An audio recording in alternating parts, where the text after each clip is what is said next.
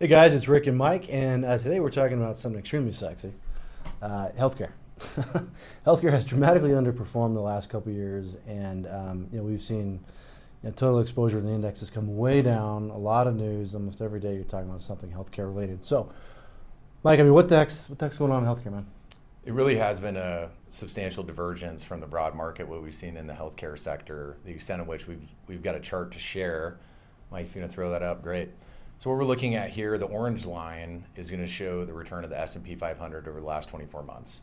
It's up about 53%. The purple line is the healthcare sector. It's slightly negative over the same time frame. And so to your point, we've seen the healthcare sector, which 2 years ago was about 13% of the broad stock market, decline to about 6.5.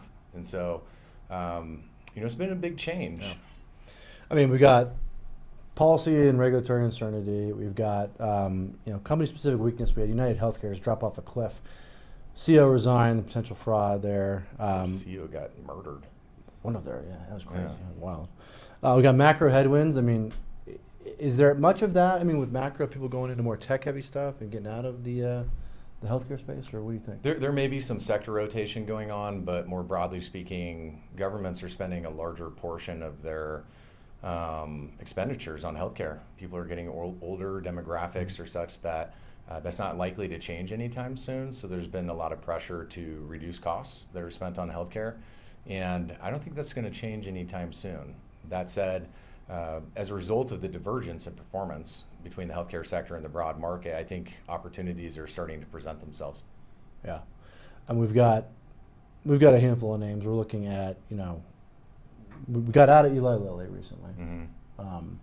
Got out of Novo. Yeah, we could talk Back about the weight loss drugs. I mean, it's a really bizarre. Let's talk about the compound. This is crazy. I don't think a lot of people realize this. So, a lot of the headwinds when there wasn't enough inventory in the weight loss drugs. We're talking Eli Lilly, that's Zepbound, and Ozempic and Wegovy is Novo Nordisk. So, when there was not enough inventory there, you probably don't know this, but they allowed compounding pharmacies to basically recreate that drug so there was enough inventory. They caught up. They said not allowed anymore.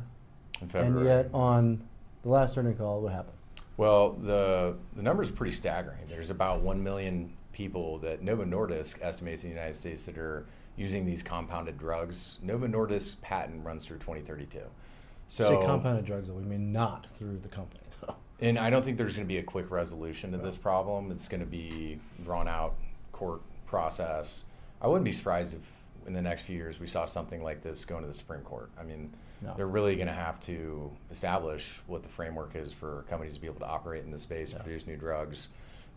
Because the way that compounders are sidestepping this is they're saying, hey, we're offering a differentiated, personalized version for this person, but add B12 to it and call it a different drug. It's like whatever variation. So that's definitely hitting the bottom or hurting the bottom line. But at the same time, broadly speaking, across the sector, we've seen valuations come down. That could be an attractive entry point. We'd like to see a bottom in the sector, maybe a rebound relative to the broad market before increasing exposure there. Presently, we're about Nova's like 11.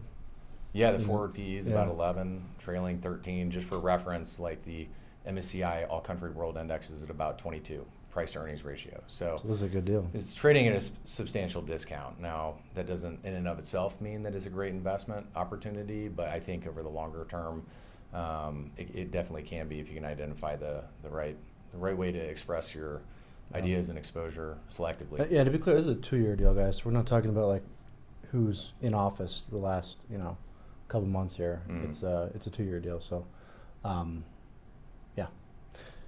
healthcare. Anything else you'd add? No, I generally like healthcare as a sector to have in our client portfolios because the returns for the healthcare sector are not correlated highly to more cyclical parts of the market. And so, as a diversifier, it's done really well over time, even though it's been a rough 24 months. I think trying to increase exposure opportunistically is going to be something we're going to look to do. Cool. Thanks for watching, guys. We'll see you soon.